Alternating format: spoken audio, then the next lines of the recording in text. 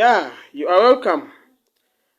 Today we are going to look at parasitology, and it is actually my humble request that I first share actually a link to all our platforms before we start. So right about now, we are set for parasitology, and it is a concept in microbiology which actually we must look at. Yeah, we are set for microbiology today. And I'm here. I'm just set for you guys so that we can actually go through what we call parasitology. This is the concept in microbiology, and actually it is a very important concept. It is actually that concept which actually seems to be challenging paper 3, but it is very simple because of when people hear that it is actually containing of hard words, they think the concept is very hard. Right about now, today, I'm set for parasitology. Yeah, we are going to do parasitology. When someone talks of the word parasitology, it is a branch in science that talks about parasites. So, majorly, what do we mean when we talk about parasites? So, you must appreciate that a parasite is a living organism which actually receives nourishment and shelter from another living organism. It is that actually living organism which receives nourishment and shelter. It receives both food and shelter from another living organism. That is a parasite. You must also appreciate that that organism where a parasite receives nourishment and shelter is what we call a host. Therefore, when someone says what is a host actually is a microorganism that harbors a parasite. Yeah, do we have people online? Yeah, I know you guys should actually share this. This concept is a very good concept. It is under microbiology, one of the concepts that are very easy to understand. So, right about now, allow me actually look at some of the terms which are used under parasitology. And you must appreciate that we have very many terms used under parasitology. One of them is actually what we call parasitism. When someone talks of parasitism, it's an association in which a parasite derives the benefit and the host gets nothing in return. With parasitism, it is that concept where we shall see that the parasite that comes into your body will always benefit from you, but you get nothing out of it. Yeah, that is it. When I talk of commensalism, and now for commensalism, you guys must know this. For commensalism, now you shall see that the parasite only derives benefit without actually causing harm. For commensalism, for example, when you have some hookworms in you, they will always those hookworms, we know that they are not actually commensals. So for them, they go under what we call parasitism. So for parasites, we shall always see a parasite actually causing harm to the body. That is under parasitism. While for commensalism, we shall see that parasite actually we have the staphylococcus. Those ones have the lactobacilli. Those are all actually parasites. Those ones are found in areas where they don't cause harm. So with the terms used under this topic, I talked about parasitism, and I said it's an association in which the parasite derives benefit and the host gets nothing in return. Actually, with time, with parasitism, there is even a damage caused. While for commensalism, I said it's an association in which a parasite only is deriving benefit without actually causing injury. For commensalism, the parasite will only get food, it will not cause injury. For symbiosis, this is an association in actually where both the parasite and the host depend on each other. It is very rare where you can find a person benefiting from the hookworms. It is very rare. So, but it is also another form of actually association. We also have another term here called ectoparasites. Ecto, as the word is ecto, most of you have heard of this. Those are parasites that live outside the surface of a host. Yeah, those are the ectoparasites. The endo, they live inside the body's host. The host is body. With the zoonosis, it is another term used under this area called parasitology.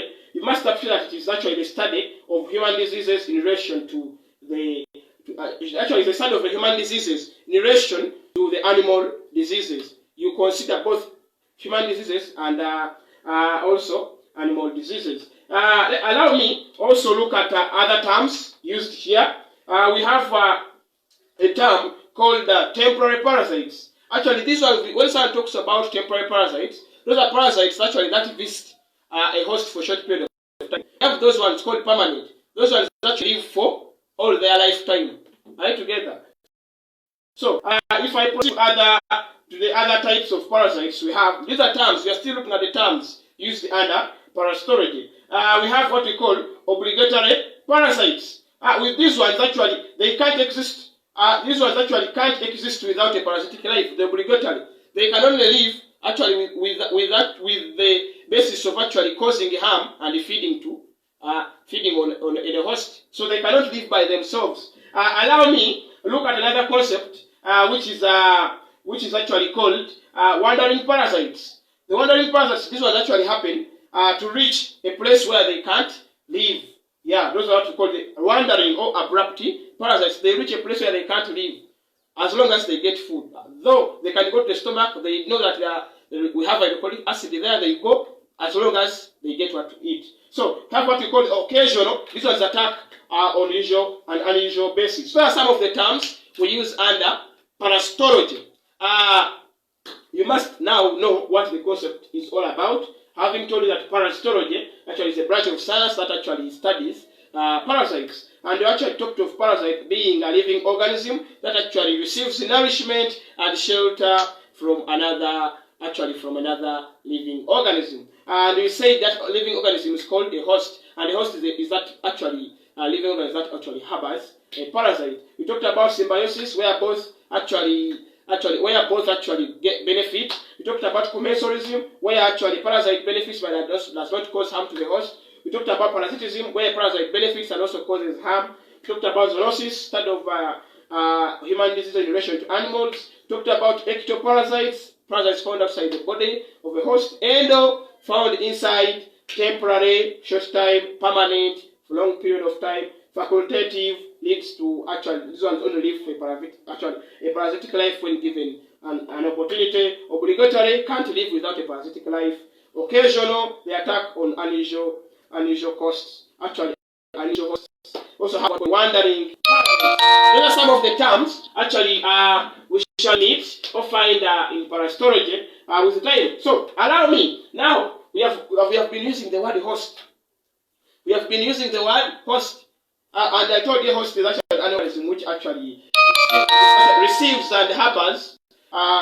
Actually, it is an organism that receives the pain out of a parasite, or it is that organism that actually harbors the parasite. You must appreciate that this concept is very easy, and with time, if you actually adhere to actually reading a lot of different sources, you will enjoy this concept. Yeah. I organized for a PDF which will be actually shared in the WhatsApp groups. Yeah, medical discussions 1 and 2 and so many other things. So I always subscribe. You go subscribe to our YouTube channel. It is called Medical Discussions by Martin Mulo. Also subscribe to our Facebook page called Medical Discussions by Martin Mulondo. Go and always like and subscribe to those things for actually benefiting from what we call the medical discussions. So, having actually looked at that, allow me to look at some of the classes of hosts we have. We have actually got majorly 2 classes of hosts mainly. They are actually 2. With time, they added on another one, which is the 3rd class of host. And you realize that you have what we call a definitive host. When someone talks of a definitive host, it is that actually that host that actually utilizes the adult stage. It utilizes the adult stage. It is that host which actually utilizes the adult stage.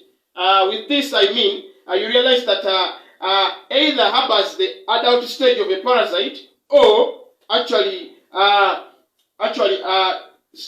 feeds the adult stage of a parasite. When I talk of a definitive host, it means that that host that can actually keep or allow presence of adult stage to stay in it. With an intermediate host, this one actually harbors the larval stage of the parasite. Intermediate, for it harbors the larval stage of a parasite.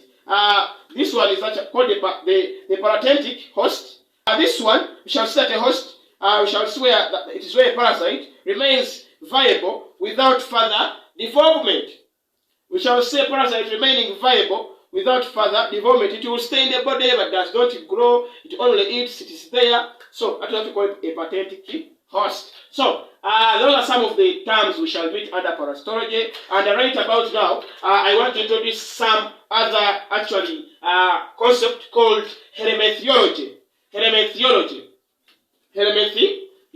So with this concept, you must appreciate that it is actually what we call, we shall study about the helmintic parasites. And they are usually multicellular, bilaterally symmetrical animals having actually 3 layers. So when we talk about helminths, those actually parasites that are made up of multicellular bodies. They are made up of bilateral symmetrical bodies. They are also made up of 3 layers. Those are what we call the helminths. So when someone poses a question, define what an helminth is that parasite that has a multicellular, bilateral symmetrical body and 3 layers of the body. You realize that helminths are divided majorly into 2 classes. That is what we call the flat helminths. You will see that this helminths is divided into 2 phylums. So we have the flat helminths, where I also have the nemahelminths. When I talk of the word flat helminths, as you hear the word flat, it means that these actually helminths are made up of flat bodies. So as a characteristic of phylum flat helminths, these helminths are made up of flat bodies. So you must also appreciate that the nemahelminths, it is another class also of helminths. And you also realize that these ones have got elongated bodies. So majorly, helminthology is majorly divided into phylums. So it is this area where people get lost. That is why I had to put it here so that that concept comes in very well. Let us first look at the first phylum, which is called the flat helminths, which is actually dividing the helminthology or the helminths. So under flat helminths, I must appreciate that we have 2 classes there. We have what we call the Cystoids. They are called the Cystoids. And what we call the Tremetros. Those are the classes under flat helminths. We have people online? Yeah. So, okay. Let me proceed and actually talk about another actually concept under still flat helminths. You must also appreciate that flat helminths, as the word flat, they have got as a feature, they have flat bodies. They have also actually, you realize that these flat helminths are hermaphrodites in nature. What do we mean? They actually have 2 private parts. That is what we mean with the hermaphrodites in nature. So you must also appreciate that these flat helminths have also actually don't have an alimentary canal. They either have an incomplete or have actually or lack an alimentary canal. And to end with this class, as a feature, you will appreciate that flat helminths actually lack body cavities. Once you actually understand this only part, these other concepts, you will actually appreciate that they are very simple. As I told you, helminths are divided into phylum flat helminths, which we have seen that it has got 2 classes, the Cystoids and the Trematodes, which have flat bodies, hermaphrodites in nature, lack alimentary canal, and also actually lack body cavities. Allow me also talk about what we call the nemahelminths as another class of helminthology. And under nemahelminths, they are only divided in 1 class, unlike the flat helminths. They are divided in what we call the nematodes. Also, you must have seen this, probably in your Form 1, under classification, you must have studied about this, but you must have forgotten. But at this level of medical education, you go deep and broaden up and look at even the life cycles of different helminths here. So, what are some of the characteristics of the nemahelminths? You'll appreciate that they have elongated bodies, they have separated sexes. So these ones are not hermaphrodites. We shall study these ones actually form gametes. Are we together? Yeah. These ones actually have the alimentary canal. They also actually have what we call the body cavities, unlike the flat-headed. So with that, I can actually break it down and I tell you, but I told you, helminths are those parasites that are made up of multicellular bodies. They are actually made up of 3 layers of the body, and also are made up of symmetrically bilateral bodies. And I will say they are divided into 2, that is the flat and the nematodes. And under the flat helminths have the cystoids and the Tremetros. And the nematodes have the class Nematoda. So their features, someone can ask a question here. What are some of the differences between the flat helminths actually and the nematodes? They are here. So further, we shall also appreciate that these other classes, the cystoids, the Tremetros, and the nematodes have also got their actually other differences, which is your assignment. Go and look for the differences between the cystoids and the Tremetros and the nematodes. If you actually have access to the PDF I've put in the WhatsApp group, you must actually be following that. So having actually seen that, here are some of the differences between the cystoids, Tremetros, and the nematodes. If I can actually pause it and send it to you, and you see it properly, you must appreciate that under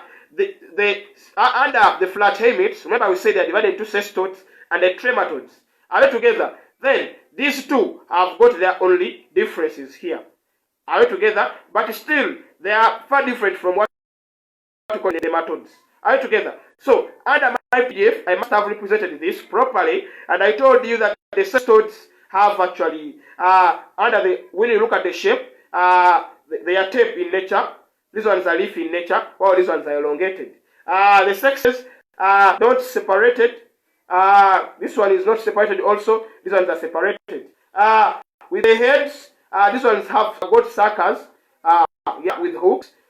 Suckers with hooks. No suckers. And now with the alimentary canal, this one is absent, but this one is present, but incomplete under the Trematodes. So there's a difference between cystoids and the Trematodes, though they fall under the same phylum. Then at last, these ones have got they have got actually the body count of the summary, which actually is actually quite very challenging, but actually very, very easy. Allow me probably bring this to your attention that we have got different parasites that fall under cystoids, Trematodes, and nematodes. Are you together? So hope I can actually bring out some of the examples of the cystoids. And you must appreciate that cystoids actually, when we are looking at them, all the examples of cystoids we have, examples of parasites that fall under cystoids, most of them have the same life cycle. So if I look at one of it, for example, we have what we call a tinea. The tinea as a cystoid. Have the tinea salmonia, the tinea saginata. And the tinea salmonia is the one that is found in the beef, in the pork meat. Tinea salmonia is found in the pork meat. So, and you appreciate that tinea as a cystoid is divided into 2 other parts. Have the tinea salmonia and the saginata. The saginata is found in the beef meat, so it does not cause any harm, while the one found in the pork causes harm. So it's not called tinea salmonia. So when we are studying all the cystoids, we dwell much on the teneas because they are actually well known. They are well known. So with the life cycle of the tinea, it's quite very, very easy. You must appreciate that the tinea, once actually you eat uncooked or actually half cooked pork, the tinea salmonia will enter your body. So when it enters your body, now I'm giving the life cycle. When it enters your body, probably it will go and actually affect the intestines. Yeah? When it reaches the intestines, it will actually go and probably actually start distorting every part of the intestines. Feeds on you. You eat, you feel actually satisfied. With the time, you go to the duodenum, then you take out of the body through what we call this if you get treatment. And I told you the best way we can treat this is using either what we call albendazole or mebendazole. Those are some of the drugs we use in the hospitals. They are also found in syrups and whatsoever. But I was still talking about the life cycle of tinea and cystoids.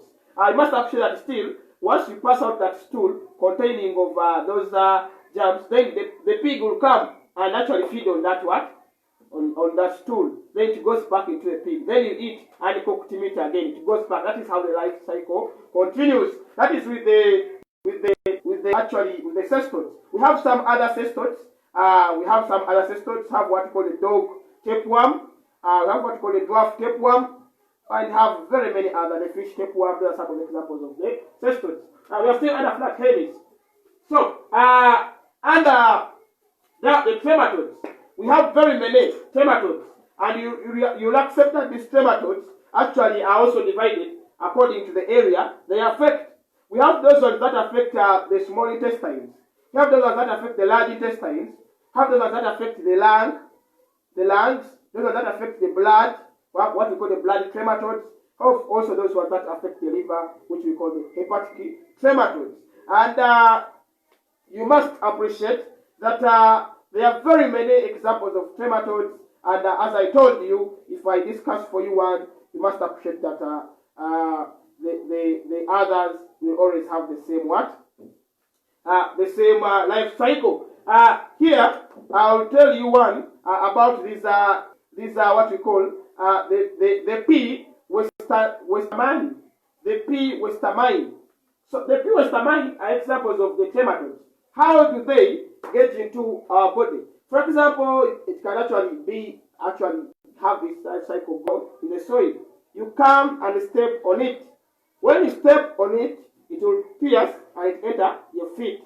When it enters your feet, actually it will go into what we call the bloodstream and transported to the heart. From the heart, it will affect the lungs. So we shall start the P, or what we call the lung flux. That is how they will enter into the body when they reach the lungs. So they have mainly affect the lungs, which in the long run can cause problems with your breathing. So you must appreciate that this pamphlet I organized. It is actually containing of it contains of almost all the helminths I'm talking of. It contains of all the helminths I'm talking of, and it's just a matter of talk. It contains of the morphology of the eggs, how do they look under lab analysis. Those of you who do medical lab, how can you actually get to know that it is a tinea?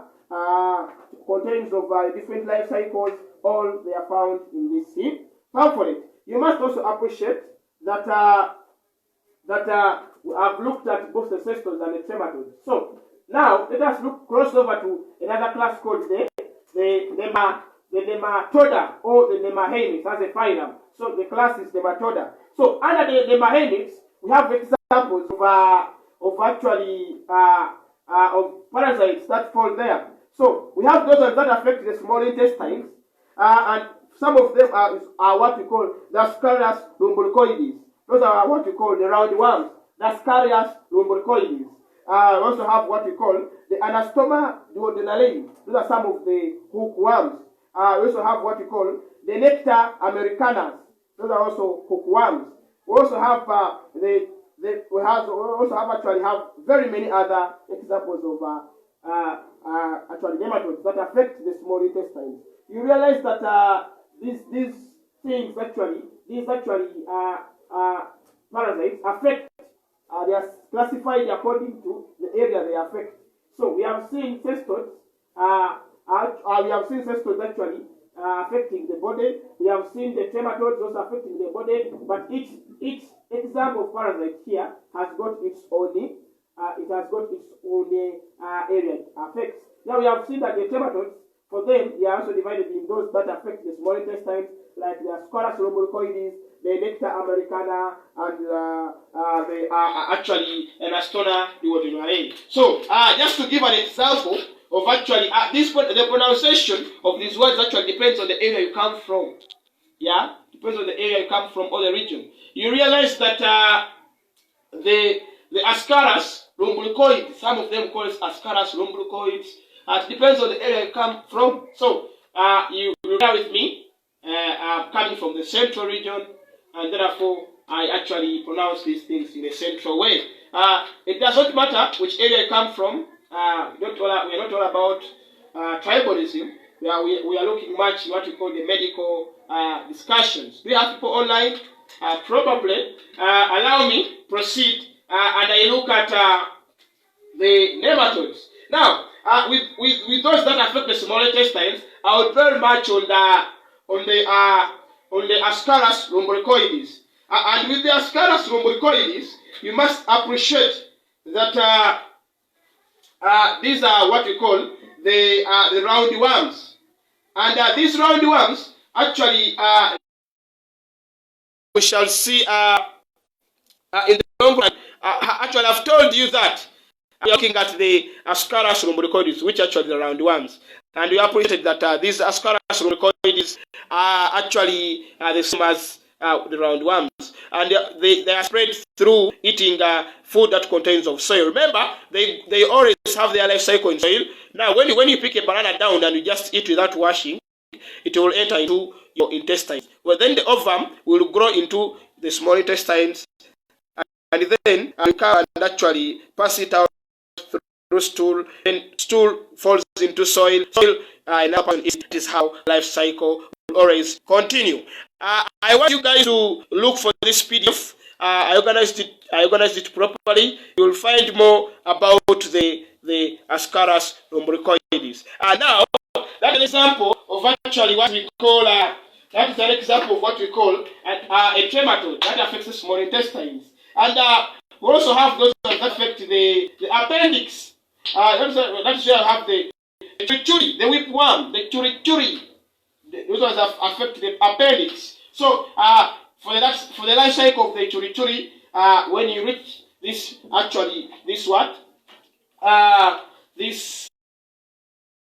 haemix here, as I told you, they are divided majorly two classes. That is the Cystoids, actually the flat haemix and the nemahaemix. Under the flat haemix have the Cystoids and Trematodes.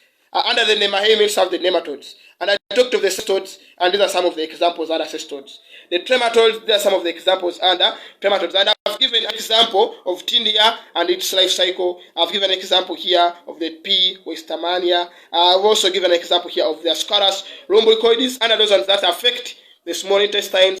We also have those that affect the appendix. We have the churituri, what we call the whipworm. So we also have actually we also drill much, and we come and also see those ones that affect the somatic areas of the body. That is, we'll see those ones affecting the lymphatic system. Those are some of the examples. We have those ones affecting the subcutaneous tissue.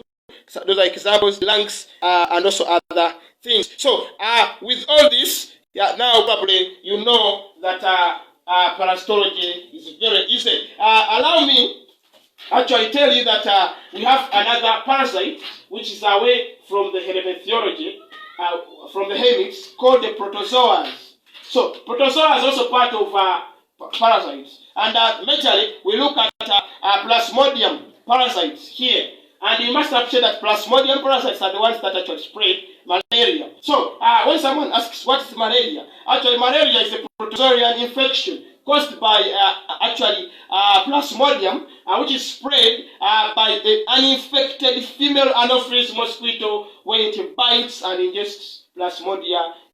Female Anopheles mosquito, which actually bites and ingests Plasmodium. We shall look at some of the signs of malaria, development of jaundice. We shall see high fevers. We shall see shaking of the chins. Also have flu-like illness. Some of the examples of the Plasmodiums have the Plasmodium. Plasmodium is divided into different actually types. You appreciate that in Uganda, the malaria we have is spread by the other type of Plasmodium here. This is now very important even to the other world, that we learn something about how malaria is spread into the body. So we have what we call the Plasmodium parascarum.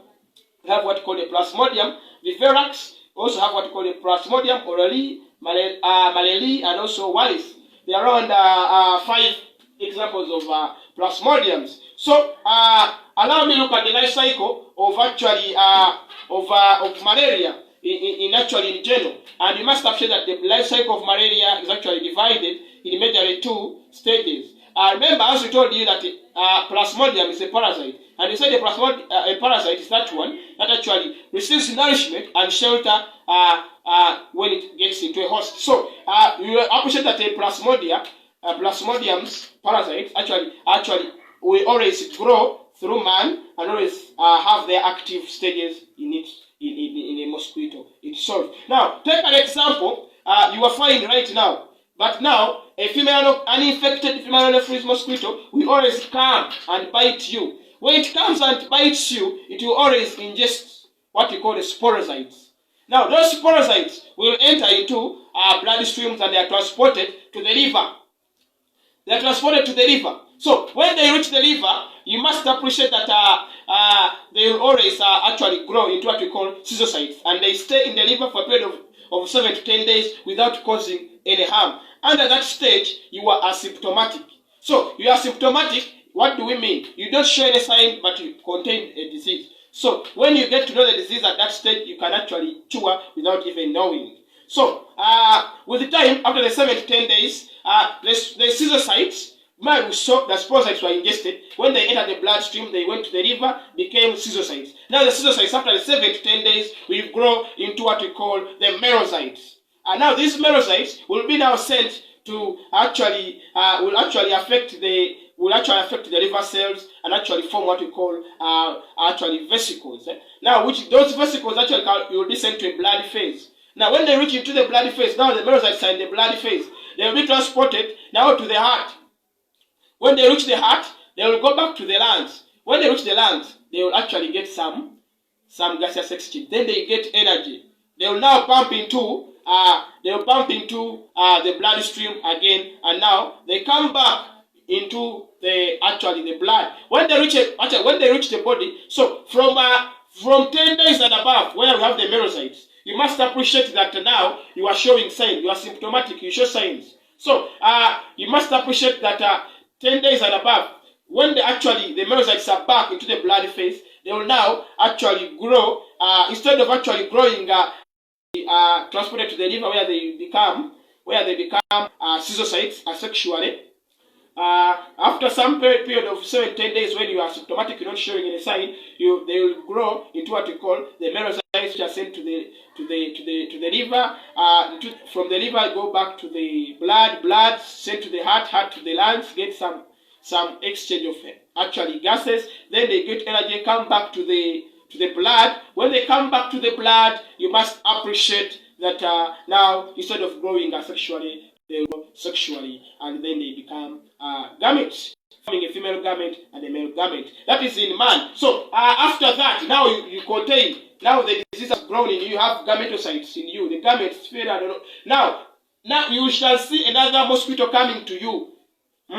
It's going to cause. It's now going to transported to the liver. When they reach the liver, they always they go through a sexual reproduction. They become cystoids. From the cystoids, after a period of 7 to 10 days, they become merozoites. Which merozoites will asexually become the vesicles. The vesicles will be taken to the blood phase here. When they reach the blood phase, they will go to the lungs, get some gaseous exchange, where they will get back to the blood and actually affect the red blood cells. And so being after affecting the red blood cells, they will actually grow into what we call gametocytes, which gametocytes actually come here, and they are picked by a mosquito. This mosquito will come and pick those gametes into the abdomen. They will develop into ochinocytes. The ochinocytes will actually develop into what we call the oocytes. The oocytes will develop into sporozoites. That is how the process continues. So, with all that, and all the explanation I've given, I'd like to end at that and tell you that parasitology is a very simple concept, and I want you guys to always stay tuned. We wish you well. We always want a change in in this beautiful Uganda. We always want a lot of medics to join us because actually the numbers actually are still alarming. We need more medics in the field. So for every person I speak to, I always encourage them to join the medical world because with my help and with my mentorship, I'll always help them achieve their goal. Rondo Martin is my name. Don't forget to subscribe to all our channels. I have a YouTube channel called Medical Discussions by Martin Mulondo. I have a Facebook page called Medical Discussions by still Martin Mulondo. We love you. Stay tuned. Bye-bye.